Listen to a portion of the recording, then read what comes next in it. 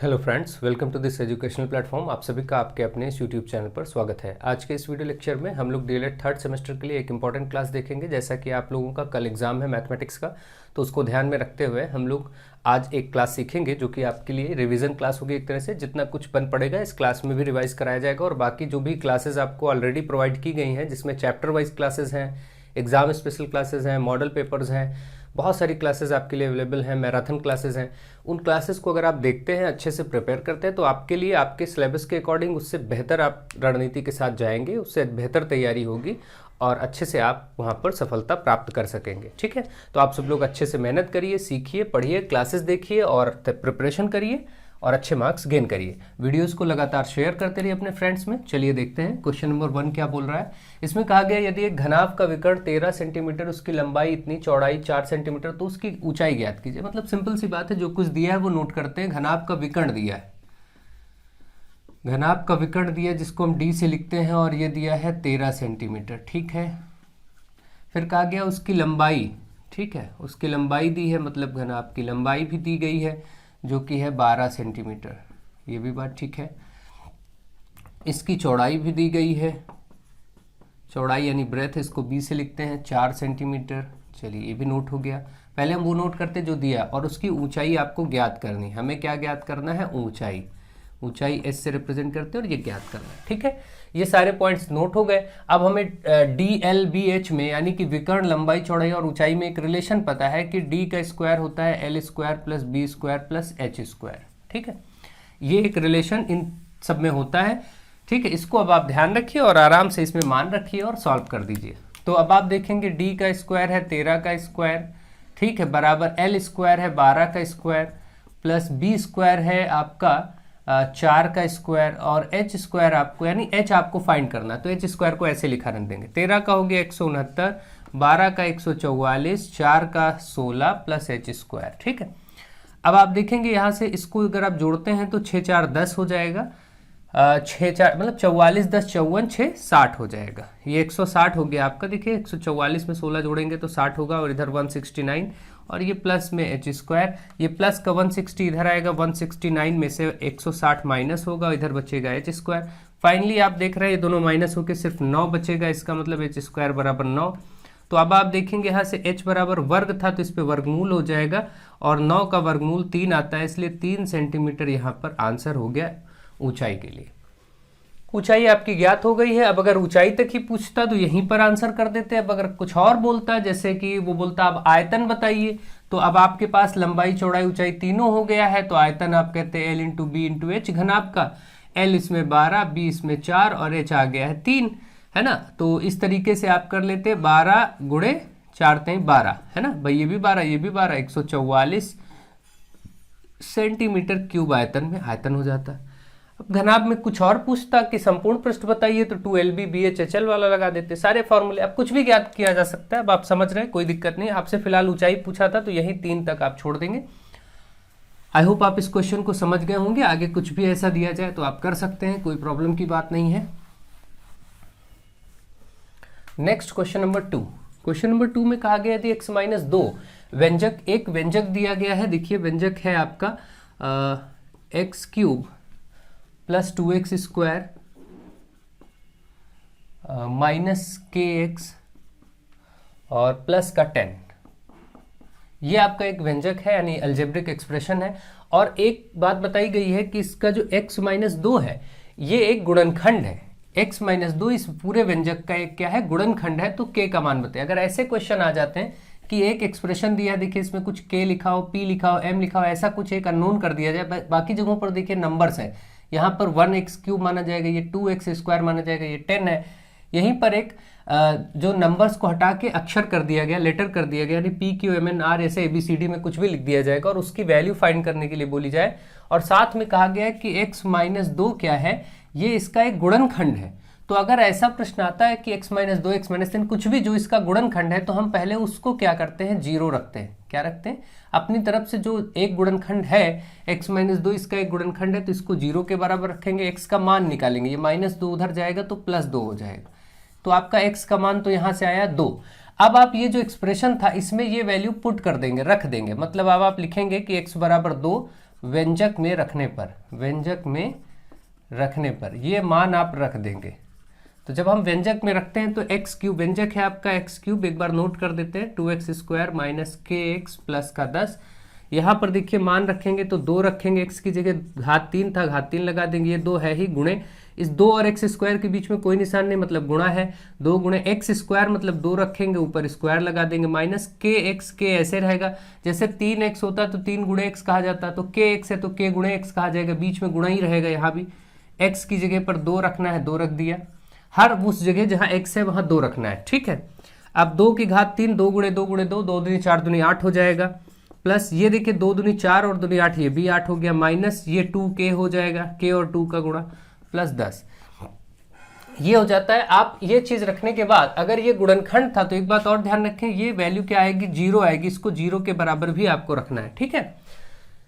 अगर कोई किसी का गुणनखंड है तो वो पूरा पूरा डिवाइड कर देता है, मतलब उसमें कुछ भी शेषफल बचता नहीं है, वो पूरा पूरा डिवाइड कर देता है, तो बराबर में 0 जरूर रखिए। तो 8 8 16 हो गया, माइनस 2k प्लस का 10 बराबर 0। अब देखिए 16 और 10 कितना हो, 26, तो माइनस 2k, 16 और 10 मिलकर के प्लस का 26 हुआ बराबर 0। तो माइनस का 2k उधर जाएगा तो क्या हो जाएगा, प्लस का हो जाएगा, या ऐसे सोचिए इस नंबर को ही उधर ले जाते हैं, कोई दिक्कत नहीं, ये माइनस 2k है, प्लस 26 उधर गया, माइनस 26 हो जाएगा, माइनस दोनों तरफ है कैंसिल हो जाएगा, तो आप k का मान निकालेंगे, ये 2 जो गुणे में है उधर जाके 26 के नीचे बटे में हो जाएगा, और ये कट करके 13 आ गया उत्तर, 13। भाई k का मान 13 दूना 26 होता है, 13 यहाँ पर आपका आंसर आ गया 13।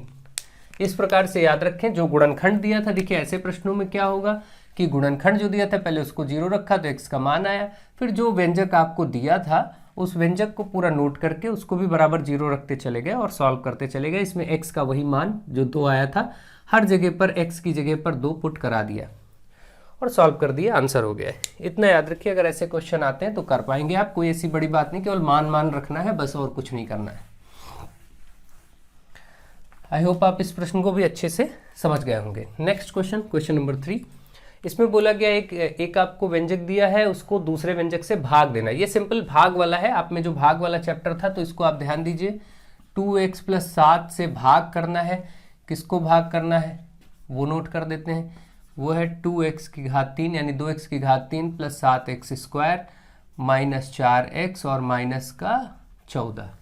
ये आपके सामने है व्यंजक जिसको भाग करना। भाग करने में मैंने आपको अच्छे से समझाया, सबसे पहली प्रक्रिया होती है सबसे बड़ी x की घात को एलिमिनेट करना, इस वाले x से इसको गायब करना। कैसे गायब होगा सोचिए, ये 2x है और यहाँ पर 2x³ लाना है, तो मतलब x² से गुणा कर दें, देखिए 2x और इसको x² मिलकर x की घात 3 हो जाएगा। इसका मतलब कि ठीक है हम x² से गुणा कर दें तो काम हो जाएगा। हमारा उद्देश्य होता है पहले इस x से इस वाले x को गायब करना, हटाना, तो हमें x² बार ले जाना पड़ेगा। इसको ऊपर लिख देते हैं, मान लीजिए कहीं बड़ा हो तो ऊपर आ जाए, यहाँ पर भी लिख सकते हैं। मान लीजिए हमने x² से इसको किया तो 2x और x² मिलकर 2x³ आ जाएगा इसके नीचे। अब आगे जो कुछ होगा उसको इससे भी करेंगे, जो आपने लिया है नंबर, आपका उद्देश्य इसको एलिमिनेट करना था, आपने इसके बराबर तो आप ले आए, मगर साथ ही साथ 2x के साथ जो संख्या और थी +7, इससे भी इसको किया जाता है गुणा, तो 7 और x² 7x² हो जाएगा। देखिए इसी के नीचे आ रहा है, और ये प्लस का था, ये भी प्लस का था। अब जब माइनस करते हैं तो नीचे के चिन्ह बदल जाते हैं, जब माइनस किया जाता है यहाँ तो माइनस करने पर नीचे के चिन्ह बदल जाते हैं। ये 2x³, ये माइनस का 2x³, ये 7x², ये माइनस का कैंसिल हो गया। यहाँ से अब जो बचा -4x और -14, इसको ऐसे ही उतार लेंगे, ये दोनों जो बचे इसको नीचे उतार लिया गया। अब हमारा उद्देश्य है इसको गायब करना। -4x कब गायब होगा, यहाँ तो 2x है, इसी से 2x से हमको -4 लाना है, तो अगर हम -2 से गुणा करें, देखिए 2 दूनी 4 -4x आ जाएगा। इसका मतलब हम -2 बार अगर हम ले जाएं तो ये -4x आ जाएगा। अब आगे क्या बनेगा उससे कोई दिक्कत नहीं, आपको सिर्फ इस x से इस x को गायब करना है बस, आगे जो बने उसको लिखते जाइए। आगे अब देखिए 7 से भी इसको करना पड़ेगा, तो जब आप 7 से भी -2 को करेंगे जो आपने लिया है तो -14 आएगा, जो कि यहाँ है देखिए। तो अब देखिए आगे ये जब आ गया तो अब माइनस किया जाता है, घटाया जाता है भाग में, घटाने पर नीचे वाले चिन्ह बदल जाते हैं, नीचे वाले चिन्ह बदल जाते हैं, मतलब ये -4x प्लस हो जाएगा, ये -14 है प्लस हो जाएगा। अब आप स्पष्ट रूप से देख सकते हैं कि -4 और ये +4 हो गया कैंसिल, ये -14, ये +14 हो चुका है, ये भी कैंसिल, 0 आ गया, भाग पूरा संपूर्ण हुआ, उत्तर आपका x² - 2 आ गया। ठीक है, अगर ऐसे पूछता कि भाग दीजिए और भाग देने के बाद भागफल बताइए और शेषफल बताइए, दो चीज़ें ऐसे भी कभी कभी पूछ लेता है, तो हमने भाग दे ही दिया है। भागफल ये है जो आया है x² - 2, शेषफल कुछ बचा ही नहीं, शून्य है, इसलिए शेषफल 0। अगर कुछ बच जाता, अभी यहाँ 3, 4, 5, 13, 11 कुछ बच जाता तो वो शेष हो जाता, मगर यहाँ कुछ नहीं बचा, पूरा पूरा कट गया तो शेषफल 0। ऐसे लिख करके आंसर दे देंगे, ठीक है। आई होप आप इस प्रश्न को समझ गए, और जिन लोगों को ज़्यादा डिटेल में समझना हो, जो ना जानते हो, वो चैप्टर वाइज में मैंने पढ़ाया है, वहाँ देख सकते हो। आपके पास समय कम है तो आपको ढंग से समझना होगा। नेक्स्ट, यहाँ पर भी भाग करना है। देखिए भाग किससे करना है, x² आपको भाग करना है x² - x -2 से।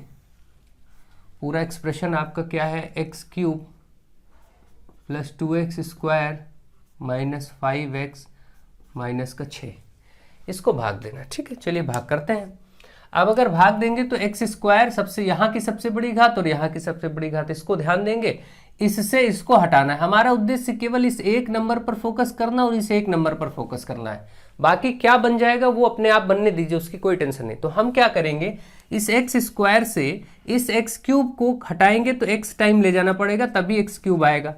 भाई x² को x से करेंगे तभी तो x की घात 3 आएगा, तो इसका मतलब x बार ले जाना है। इतना आप कर दीजिए, आगे जो होगा वो देखा जाएगा। अब देखिए क्या होता है, इससे इसको करेंगे x³, तो रूल यही है कि अब इससे भी इसको करिए, ये माइनस का ये प्लस का, तो माइनस हो जाएगा, x और x x² हो जाएगा। फिर इससे भी इसको करना, जितनी भी संख्या इधर होंगी सबसे जो आपने लिया है उसको करना है बारी बारी। इससे तो आपने पहले सोच ही लिया, फिर इससे भी आपको करना है, फिर इससे भी आपको करना है। तो आपने देखा x² x से किया, x³ -x और x का एक -x², फिर ये माइनस है ये प्लस है तो माइनस ही आएगा, और 2 और x मतलब 2x हो जाएगा, ठीक है।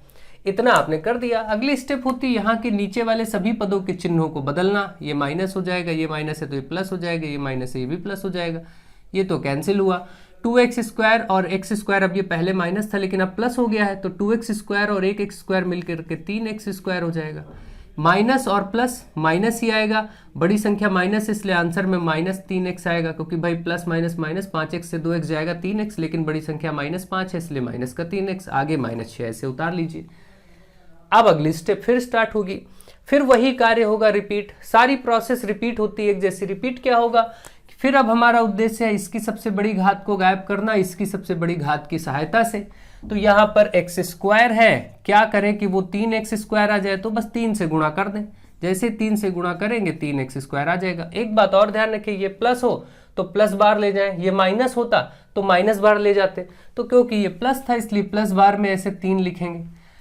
ये बात आपको स्पष्ट हो गई होगी। बस अब और कुछ इसमें ध्यान नहीं देना, हर बार ये चाहे जितना बड़ा भाग हो स्टेप यही डिवाइड होती हैं। अब देखिए, अब चेक करते हैं, 3 का x² से 3x², ये माइनस है ये प्लस है, प्लस माइनस माइनस, 3 का x से तो 3x, फिर ये माइनस ये प्लस, ये माइनस और ये प्लस, ये भी माइनस, 3 दूनी 6। देखिए सेम टू सेम नीचे आ चुका है। अब सबके चिन्ह बदल जाएंगे, ये माइनस ये प्लस, और सब देखिए कैंसिल हो रहा है, खत्म, 0। यहाँ से आपका भाग हो चुका है। आप देखेंगे इस भाग के लिए जो भागफल था वो ऊपर x + 3 आया, और जो शेष फल बचा यानी जो शेष बचा वो 0 बचा। इस प्रकार से ये भी भाग आपका संपन्न हुआ।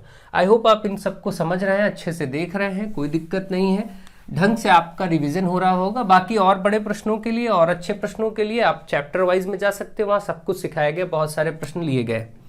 नेक्स्ट, यदि a/b 5/3 है, a/b कहे या हम आगे चल के इसको ऐसे बोल दें a/b की वैल्यू है ये 5/3 है ना, अनुपात को बटे में लिखते हैं, तो आपको ऐसा अनुपात का मान ज्ञात कर। देखिए ये प्रश्न इंपॉर्टेंट हो जाता है क्योंकि ऐसे प्रश्न आप में पूछे नहीं गए हैं, लेकिन आपको इसको तैयार करना चाहिए, थोड़ा सा अलग क्वेश्चन है।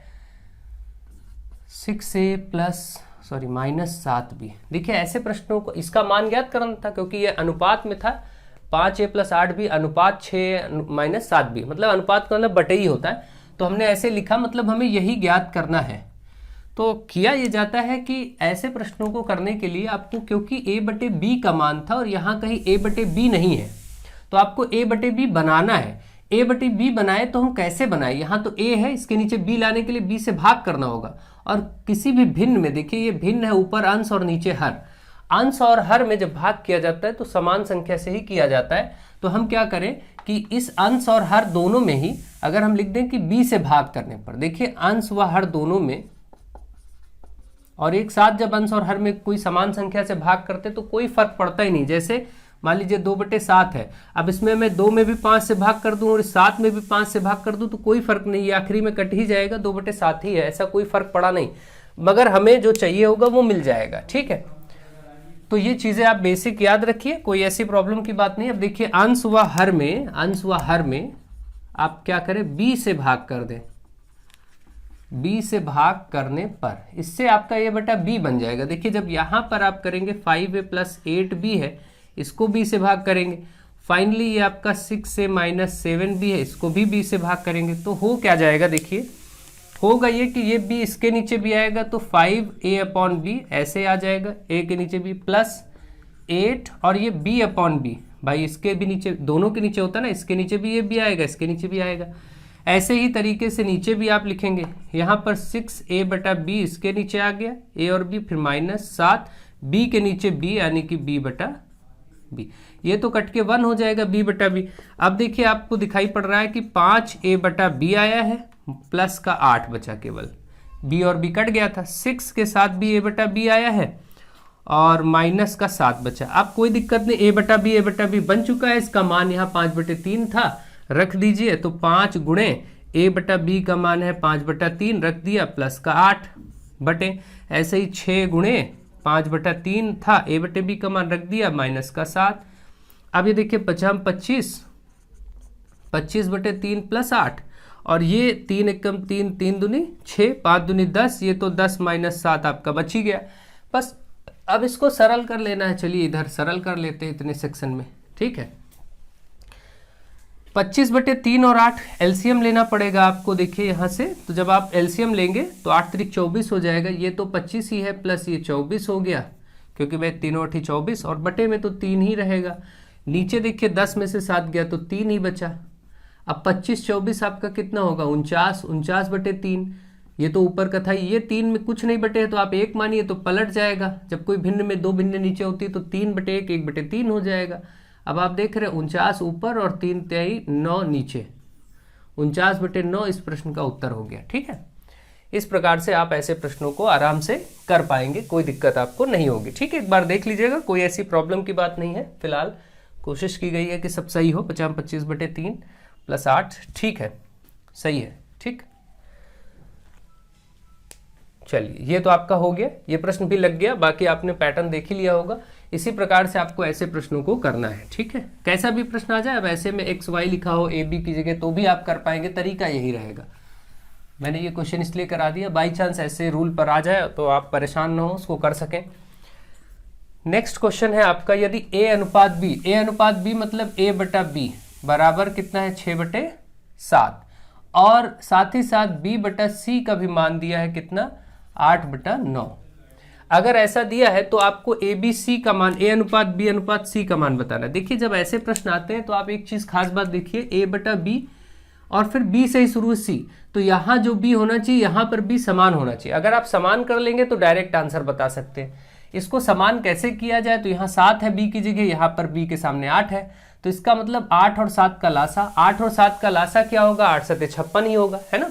तो अब क्या करें हम, इस वाले में 8 × 7 = 56 हुआ ना लासा, तो इस 7 को भी 56 बनाएंगे, इस 8 को भी 56। हमारा उद्देश्य दोनों जगह B कॉमन हुआ है तो B को ही बराबर करना है। ध्यान दीजिएगा, बार बार इस बात को मैं रिपीट कर रहा हूं, हमारा उद्देश्य इस B को बराबर करना है। तो B कैसे बराबर होगा, 7 वाले में अगर मैं 8 से गुणा करूं, 8 × 7 = 56 हो जाएगा। ठीक है, तो ऊपर भी 8 से करना पड़ेगा भिन्न में, 8 वाले में 7 से करूं तो 8 × 7 = 56 हो जाएगा। तो किसी भी भिन्न में जब ऊपर किया तो उसी से नीचे भी गुणा करेंगे, इससे कोई फर्क पड़ता नहीं और चेंज भी हो जाता है। आप देखिए, अगर देखें तो A/B का जो मान है वो अब हो गया 6 × 48 और बटे 8 × 7 = 56, यहाँ पर 8 × 7 = 56 और बटे 9 × 7 = 63। अब आप देखिए बहुत अच्छे से आपको समझ में आ रहा है कि यहाँ पर A से B और B से C, यहाँ पर 48 से 56 और 56 से 63, इसका मतलब B का मान दोनों जगह हो गया सेम। तो A का मान ये है, B का मान ये हुआ, C का ये हुआ। अब आप आराम से देख के बता सकते हैं A/B/C 48/56/63। कोई दिक्कत की बात नहीं। ये तो कॉमन जो हो गया, ये तो बी ही था, यहाँ भी बी भी सेम था, इधर भी मान सेम कर लिए, ऊपर नीचे जो है वो ए और सी है, बस। तो ए बी सी हो गया आपका आंसर। इस प्रकार से आप देखेंगे आपका अनुपात निकला। ऐसे कोई भी प्रश्न आपको मिले तो आप आराम से ऐसे करिए, उन बी को बराबर कर लीजिए, जो दोनों जगह पढ़ रहे हैं लगातार कॉन्टिन्यूटी से उसी को सेम कर लीजिए, बस। ठीक है, आई होप आप इसको भी समझ गए होंगे। नेक्स्ट, यदि 3a is equal to 5b is equal to 6c, अगर ऐसा है तो a अनुपात b अनुपात c क्या होगा? ठीक है, अगर ये चीज दी गई है तो वही बात है, आप पहले इन दोनों को, भाई तीनों बराबर हैं तो पहले हम इन दोनों को बराबर ले सकते हैं, 3a बराबर 5b। तो आप क्या करें, a वाले के नीचे, यहाँ देखिए a है, a के नीचे इस b को ले आए और संख्या को उधर पहुंचा दे। भाई a इधर है ही है, इस a के नीचे इस b को लाएंगे, बटे में आ जाएगा। ये 5 इधर पहले से, इस 3 को इधर लाएंगे, ये बटे में हो जाएगा। अब देखिए a बटा b मिल गया। ठीक इसी प्रकार से हम क्या करेंगे, यहाँ पर इसको लिखेंगे, जो ये 5b बराबर 6c है। भाई इन दोनों को भी, तीनों इक्वल है आपस में, किसी को भी हम ले सकते हैं। तो अब हम b और c को ले लेते हैं। तो b के नीचे इस c को ले आइए और इस 5 को उधर 6 के नीचे पहुंचा दीजिए। तो ये भी आपका 6/5 बन गया। ठीक है, आप देख रहे हैं कि ये भी आपका, अब आपका प्रश्न बिल्कुल पहले वाला हो गया, जो अभी आपने किया था कि a अनुपात b b अनुपात c दिया था, वैसा हो गया। अब फिर से आप वही कर लीजिए, कोई दिक्कत की बात नहीं। अब आपका कार्य प्रारंभ होता है कि देखिए b यहाँ भी है और b यहाँ भी है, 3 यहाँ है, यहाँ 6 है, इनको समान करना। तो 3 को 6 बनाया जा सकता है बड़े आराम से, 2 से गुणा कर दे, ये 6 हो जाएगा, तो ऊपर भी 2 से गुणा कर दीजिए भिन्न में।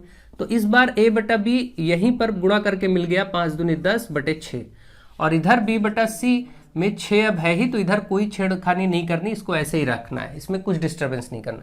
अब आप देखिए, ध्यान दीजिए, यहाँ का b और यहाँ का b समान हो चुका है, तो इसका मतलब a का मान तो ये ले लिया जाएगा। अब आप तीनों का अनुपात बता सकते हैं, क्योंकि समान हो गया तो a का मान तो ये 10 ही लिया जाएगा। अनुपात b आपका 6 समान हो चुका है और c 5, 10 अनुपात 6 अनुपात 5 आपका उत्तर हो गया। इस प्रकार से आपका आंसर आ चुका है। ठीक है, तो ऐसे प्रश्नों को इसी प्रकार से आपको डील करना है। अगर आते हैं तो आपको यही विशेष बातें ध्यान रखनी है और करना है। नेक्स्ट, 5 4 25, 5 4 25 का चतुर्थ अनुपात, चौथा अनुपात पता ही नहीं है क्या है, तो चौथा अनुपात आप मान लीजिए x है। अब देखिए, चारों अनुपात समानुपात के क्रम में आ गए। जब इस तरीके से चतुर्थ अनुपात, तृतीय अनुपात, ये सब दिया जाता है कि करना होता है, तो 4 संख्याएं समानुपात में मानी जाती है। समानुपात का मतलब ये हुआ इसका इसका, मतलब 5/4, और बराबर रखिए इसका इसका अनुपात, मतलब 25/x। बस ये प्रक्रिया होती, पहले 2 का अनुपात बराबर होगा दूसरे आखिरी के 2 के अनुपात के। ठीक है, तो 5/4 बराबर 25/x लिखिए पहले, फिर इसको सरल करने की प्रक्रिया होती क्रॉस मल्टीप्लाई, वज्र गुणन, 5 का x से 5x और 4 का 25 से, जो कि हुआ 100, 25 चौके 100। तो x बराबर निकालेंगे, ये 100 है ही, ये 5 गुणे में इधर आएगा, बटे में हो जाएगा, 5 20 पंचे 100, तो आप देख रहे हैं x बराबर 20। ये उत्तर आ चुका है। ठीक है, इसी प्रकार से आपको कोई भी प्रश्न किसी भी रूप में दिया जाए, आप बहुत ही आराम से सरलता से उसको कर सकते हैं, कोई दिक्कत की बात नहीं।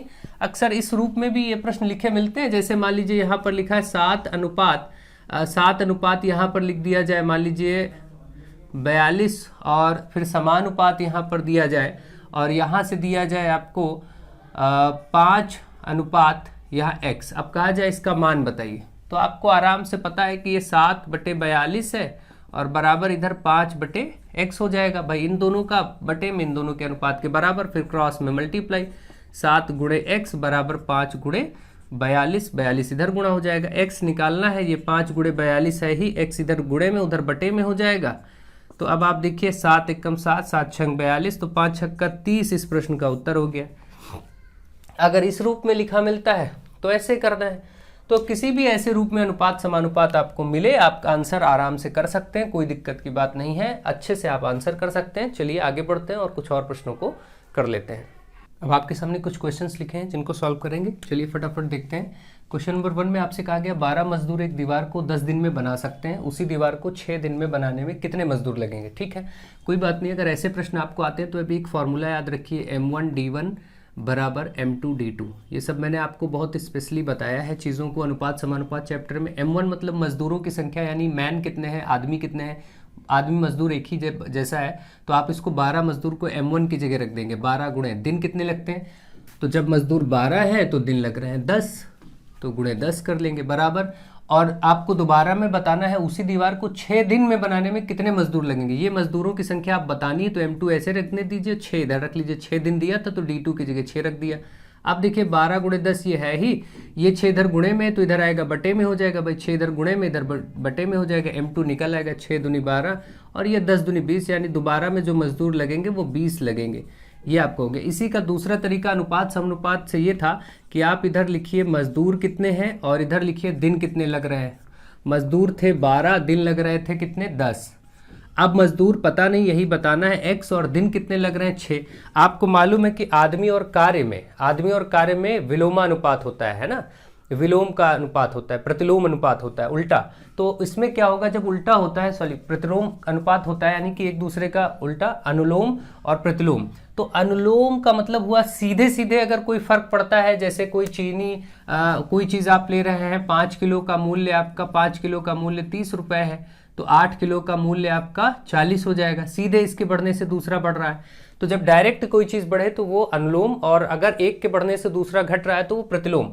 तो यहाँ देखिए 12 मजदूर होंगे, 10 दिन लगेंगे। अब अगर यहाँ 6 दिन लगे तो इसका मतलब मजदूर बढ़ गए होंगे, है ना। तो एक चीज़ बढ़ी तो दिन घटे, अगर आदमी बढ़ाते जाएंगे दिन कम लगते जाएंगे। भाई जो काम 12 लोग कर रहे हैं तो 10 दिन लग रहा है, अगर हम इसमें 50 लोग कर दे तो बहुत जल्दी हो जाएगा, यानी आदमियों के बढ़ने से दिन घटेंगे। इसका मतलब जब एक बढ़े और एक घटे तो होता है प्रतिलोम अनुपात। तो एक तरफ तो आप क्या करेंगे, एक तरफ आप रखेंगे एरो नीचे की तरफ और एक तरफ उल्टा ऊपर की तरफ। इसमें होता यह है कि भाई 12/x इसको ऐसे ही ले लेंगे और इसको पलट के ले लेंगे 6/10। बस इसी को आप सॉल्व करेंगे, क्रॉस मल्टीप्लाई होगा, 12 का 10 से देखिए हो जाएगा और बराबर 6 का 1 से हो जाएगा। आप देख रहे हैं फाइनली वही बन गया जो यहाँ पर आप देख रहे थे ये बना था।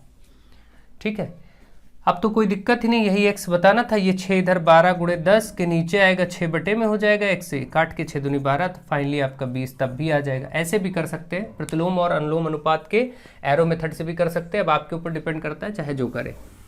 चलिए आगे बढ़ते हैं, फटाफट देखते हैं। नेक्स्ट क्वेश्चन नंबर 2 में बोला गया मनोज ने रुपए 2500 बैंक में बचत खाते में जमा किए और 2 वर्ष बाद उसे कुल कितने रुपए ब्याज के रूप में मिलेंगे। मतलब ब्याज आपको बताना है यदि बचत खाते में 4% वार्षिक चक्रवृद्धि ब्याज दे हो। यहाँ चक्रवृद्धि ब्याज लिखा हो ना लिखा हो, बैंक में जमा किया जाएगा तो चक्रवृद्धि का ही सूत्र आप लगाएंगे।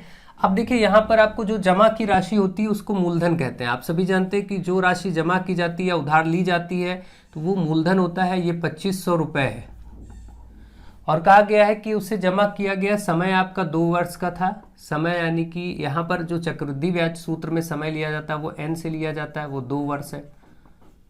और यहाँ पर कुल कितने ब्याज आपको यानी चक्रवृद्धि ब्याज आपको बताना है, क्वेश्चन मार्क कर लीजिए। और दर आपकी 4% वार्षिक है, तो 4% वार्षिक है, कोई दिक्कत ही नहीं है, वर्ष में समय भी है, कर लेंगे। अगर यहाँ होता कि भाई चक्रवृद्धि ब्याज छमाही दे है तो जब छमाही होता तो ब्याज आधा कर लिया जाता है और समय को 2 गुना कर लिया जाता है। ये सब बातें बेसिक मैं आपको बता चुका हूँ कुल मिला करके। ठीक है, इसको देखते हैं और यहाँ पर अब सॉल्व करेंगे तो हमारे पास एक सूत्र होता है A बराबर P 1 + R/100⁴n। ठीक है, सबसे पहले हम मिश्र धन प्राप्त करेंगे। हमारे पास 2500 रुपये मूलधन है, P की जगह रख देंगे, गुणा 1 + दर 4% है बटे 100 और समय 2 वर्ष का है। देखिए तो n की जगह 2 रख देंगे यहाँ। अब आप इसको देखेंगे A बराबर 2500 और गुणे इसको आप एलसीएम लीजिए तो 25 से कम 25 1 26, 26/25 हो जाएगा। ठीक है, और होल स्क्वायर। अब बस केवल इसको सॉल्व करना है आपको। 2500 गुणे 26 गुणे 26 बटे 25 गुणे 25। ठीक है, अब इसको देखिए सॉल्व करेंगे, कट करेंगे 25 से तो पूरा 25 से कम 25 100 में कट गया, 25 से कम 25 चौके 100। आपके पास 4 गुणे 26 गुणे 26 आ गया। आप 26 को 26 से गुणा करेंगे 676 मिलेगा। ठीक है, 26 का वर्ग 676 होता है, तो 4 गुणे 676 जो कि आया 6। आप देखिए 4 छंग 24 के 4, 4 छंग 24 के 4 2, 4 7 28 2 30 के 0, हंसी लगा 3, 4 छंग 24 3 27। आप देख रहे हैं 2704 रुपये मिश्र धन। ए बराबर ए मतलब मिश्र धन, मिश्र धन 2704 आया। और आपको बताना था कि ब्याज कितना होगा, है ना। आपको ये प्रश्न में बताना था कि ब्याज कितना होगा। देखिए प्रश्न देखिए, ब्याज के रूप में क्या मिलेगा। ठीक है, कितने रुपए मिलेंगे, तो ब्याज बराबर बस कोई दिक्कत नहीं। इस प्रश्न में A - P यानी मिश्र धन माइनस मूलधन। मिश्र धन आया है 2704 और मूलधन था 2500, बस घटा दीजिए तो 204 रुपये देखिए आ रहा है भाई। 2704 से 25 हो जाएगा, 204 रुपये उसको ब्याज के रूप में मिलेंगे। यही इस प्रश्न का उत्तर हो गया। ठीक है, आई होप आप इस क्वेश्चन को अच्छे से समझ गए होंगे, कोई दिक्कत की बात नहीं है, आपको अच्छे से ये चीज़ क्लियर हो गई होगी। चलिए आगे बढ़ते हैं और अगला क्वेश्चन सॉल्व करते हैं। नेक्स्ट क्वेश्चन में बोला गया है रुपये 364 में एक रेडियो बेचने पर 364 में एक रेडियो बेचा गया मूल्य होता है विक्रय मूल्य। देखिए ये मैंने क्वेश्चन इसलिए ले लिया कि कभी कभी क्रय विक्रय पर भी चीज़ें बेसिक आ ही सकती हैं और ये चीज़ें आप लोगों को हमेशा आती रहती हैं। एक विक्रय मूल्य रेडियो का 364 मतलब 364 में बेचा गया और 9% की हानि हुई। हानि हो गई है यहाँ पर 9% की हानि हुई है 9%। ठीक है, तो आपसे कहा गया रेडियो का फिर क्रय मूल्य बताओ। ठीक है, क्रय मूल्य यानी कि आपको ज्ञात करना है, सीपी जिसको कहते हैं, या ज्ञात करना। देखिए ऐसे सिंपल से क्वेश्चन होते हैं, आप इसमें जनरल अप्रोच लगाइए। जनरल अप्रोच ये मतलब है जैसे आपसे कहा गया 364 में बेचा और आपको 9% की हानि होगी, तो कुल प्रतिशत तो 100 का ही होता है, कुल प्रतिशत 100 का होता है, 9% हानि हुई है, इसका मतलब उसके पास उसको 51% मान प्राप्त हुआ है। ठीक है, सिंपल सी बात है। यानी कि 100% जो उसकी लागत थी, अगर मैं कहूँ कि ये मार्कर 20 रुपये का है या 50 रुपये का है तो 50 रुपये इसका 100% मान है। अगर आप इसको 10% बढ़ के बेचते हैं तो 110% प्राप्त करेंगे, अगर 10% घट के बेचते हैं तो 90% प्राप्त करेंगे, क्योंकि जो लागत होती है वो 100% है। तो यहाँ पर हम ये कह सकते हैं कि भाई ये हानि हुई है, तो इसका मतलब ये जो मूल्य है ये असल में उसको 91% ही मिला है। तो मैं ये मान लेता हूँ कि वो x रुपये का रहा होगा, तो मैं ऐसा कह सकता हूँ कि उस x का 91, मान लेते हैं x रुपये में वो लागत उसकी बनी थी, कोई भी चीज़ थी रेडियो, वो x रुपये में बना था लेकिन घाटा हुआ है 9% का, इसका मतलब x का उसको 91% प्राप्त हुआ है। x का 91% बराबर 364 ऐसे रखा जा सकता है। तो आप देखिए x गुणे 91/100 बराबर 364, तो x बराबर अब क्या होगा, ये बटे 100 उधर 364 के साथ गुणे 100 हो करके और बटे में 91 हो जाएगा। बस अब इसको सॉल्व करिए। देखिए 13 से ही कटेगा ये 91, 13 से 91, इसको देखिए 13 दूना 26, 26 के बाद 4 उधर 6 10 104, 13 9 13 8 है ना, 13 8 104 हो जाएगा। तो ये आपका हो गया। अब 28 और इधर से 100, 7 एकम 7, 7 चौके 28, आप देख रहे हैं 4 गुणे 100, इसका मतलब 400। वो जो रेडियो था 400 रुपये में बना था। अब आप देख सकते हैं 400 का 9% निकालेंगे तो 9 चौक 36 हो जाएगा, 9 चौक 36, इसमें से घटाएंगे तो 364 ही आएगा।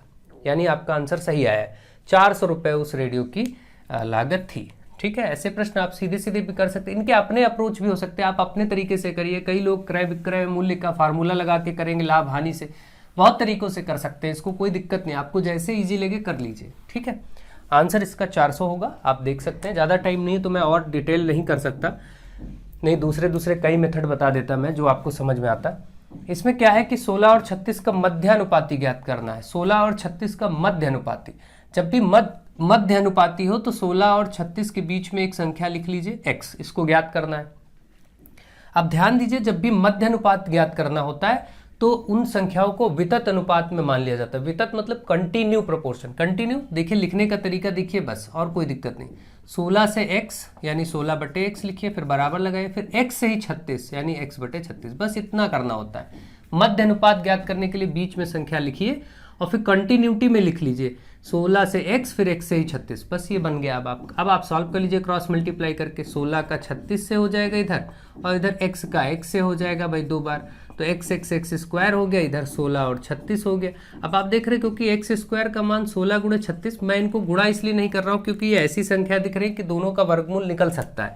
तो अब आप x बराबर वर्ग है तो इधर वर्गमूल हो जाता है, वर्ग दूसरे तरफ वर्गमूल होता है। 4 16 का देखिए 4 हो जाएगा, 36 का आपका 6 हो जाएगा, फाइनली 24 उत्तर हो जाएगा।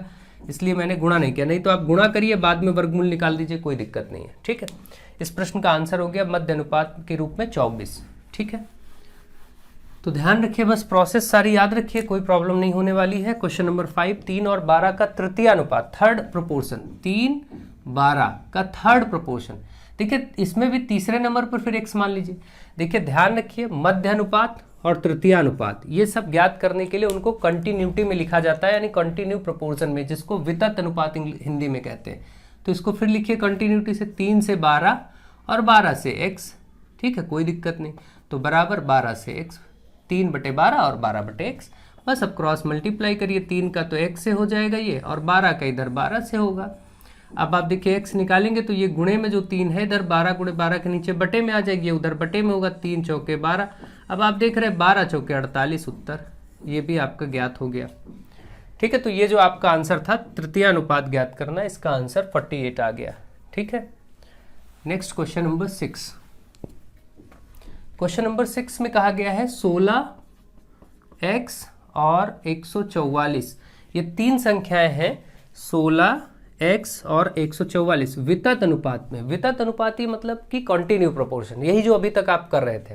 तो x बताइए, तो कंटिन्यू प्रोपोर्शन लिखिए, 16 से x मतलब 16/x, बराबर लगाइए x से ही 144 मतलब x/144, खत्म। तो 16 का गुणा तो ये 144 से हो जाएगा क्रॉस में, और इस x का x से हो जाएगा। अब ये देखिए 16 × 144 ऐसे ही रहने दीजिए, x² हो जाएगा। अब ये भी दो संख्या है जिनका डायरेक्ट वर्गमूल निकल आएगा, तो गुणा मत करिए, गुणा करने में टाइम जाएगा। ये आप भाई 16 × 144 है ना, x² का मान ये आया है, x निकालेंगे तो ये वर्ग इधर वर्गमूल हो जाएगा 16 और 144 पे। अब देखिए गुणा करने का कोई फायदा नहीं, क्योंकि 16 का 4 होता ही है और 144 का आप जानते हैं 12 होता है, 12 × 12 तो 12 चौके 48 इस प्रश्न का उत्तर हो गया। तो ऐसे करिए, ध्यान रखिए, छोटी छोटी बातों को ध्यान रखिए। अगर यहाँ कुछ ऐसे नंबर्स होते जिनके दोनों के वर्गमूल नहीं निकलते तो हम पहले उनको गुणा करते फिर वर्गमूल निकालते, ठीक है, लेकिन ऐसा कुछ था नहीं, तो हम लोग डायरेक्टली ऐसे भी कर सकते हैं, कोई प्रॉब्लम की बात नहीं। आई होप आप अच्छे से इसको भी समझ गए होंगे, कंटिन्यू प्रोपोजल को भी। प्रयास रहा है कि चीज़ों को कराया जाए और आपको कराया जा भी रहा है, क्योंकि देखिए अब ज़्यादा से ज़्यादा आप रिवीजन पे फोकस करिए। नई क्लासेस, नए क्वेश्चंस अगर आप ज़्यादा कराए जाएंगे तो आपके लिए हानिकारक होगा, समय ऐसा है नहीं। तो अब हम लोग इसी को यहीं पर ब्रेक करेंगे अंतिम क्वेश्चन के साथ, और आप अच्छे से इसको पढ़िए और बाकी जितनी पुरानी क्लासेस उनको बार बार देखिए, रिपीट करिए, वही आपके लिए हेल्पफुल होगा और कुछ नहीं। बाकी कोई दिक्कत नहीं, घबराइए नहीं, मस्त होकर के पेपर दीजिए।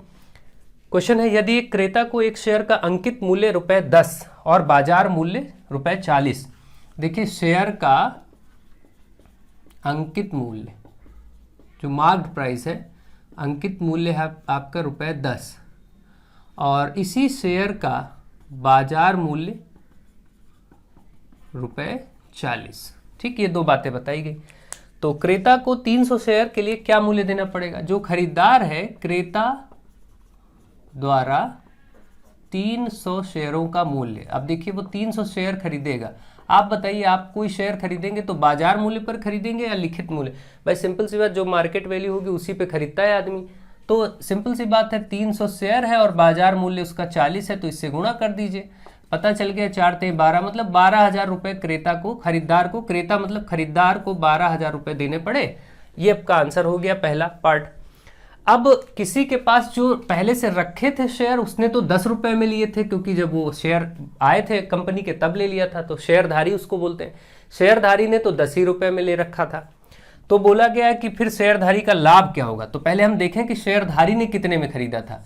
तो हम एक लाइन लिखेंगे कि भाई जिसके पास ये शेयर थे, शेयरधारी का मूल्य का 300 शेयरों का मूल्य, पहले हम ये देखें कि शेयरधारी का 300 शेयरों का मूल्य क्या है। तो हम देखेंगे कि 300 शेयर है, उसने 10 ही रुपए से खरीदा था, तो मात्र उसको 3,000 रुपए में ही मिल गए थे ये शेयर, और उसने बेचा इस 12,000 रुपए का। तो आप देख सकते हैं लाभ आपके सामने निकल के आ गया। अगर देखें कि शेयरधारी को लाभ क्या हुआ, तो 12,000 का बेचा, 3,000 का खरीदा था, घटा दीजिए, 9,000 रुपये लाभ उठाए है उसने, बहुत बड़ा लाभ उठाया है। इस तरीके से आपका आंसर हो गया। तो ऐसे प्रश्न आपके आते हैं, जनरल आपको पता होना चाहिए बस कि कोई आदमी शेयर खरीदता है तो बाजार मूल्य पर खरीदता है। अगर उसमें दलाली वगैरह, ब्रोकरेज वगैरह शामिल है तो दलाली उसको साथ में देनी पड़ती है, ठीक है। ये सब चीज़ें आपको याद होंगी। बेसिक्स मैंने पढ़ाया है, चैप्टर में अच्छे से एक एक क्वेश्चन कराए हैं बहुत सारे, वहाँ आप देख लीजिए, सीख लीजिए। एक क्वेश्चन मिलने के चांसेस हैं यहाँ से, तो एक ही चैप्टर है, 1-2 वीडियो है, अच्छे से देख लीजिए, आपका वो आ जाएगा, आप कर पाएंगे। बाकी बहुत सारी चीज़ें हैं डिटेल में, अब कितना भी करेंगे सब कम है। तो आज फिलहाल मैं क्लास को यहीं रोक रहा हूँ, क्योंकि बहुत ज़्यादा करने से कोई फ़ायदा होना नहीं है। आप बार बार रिपीट करें ताकि आपके कॉन्सेप्ट अच्छे हों, आप कुछ भी थोड़ा बहुत बदलाव हो तो भी कर सके, और कोई दिक्कत नहीं है, आप पिछला आराम से सब देखिए, कोर्स को चैप्टर वाइज देखिए। और एग्ज़ाम स्पेशल क्लासेस के रूप में प्लेलिस्ट में पड़ा है, 2 तरह की प्लेलिस्ट हैं, एक थर्ड सेमेस्टर चैप्टर वाइज, एक third semester exam special classes करके पढ़ा। 2 प्लेलिस्ट है, वहाँ पे जाके अच्छे से पढ़िए।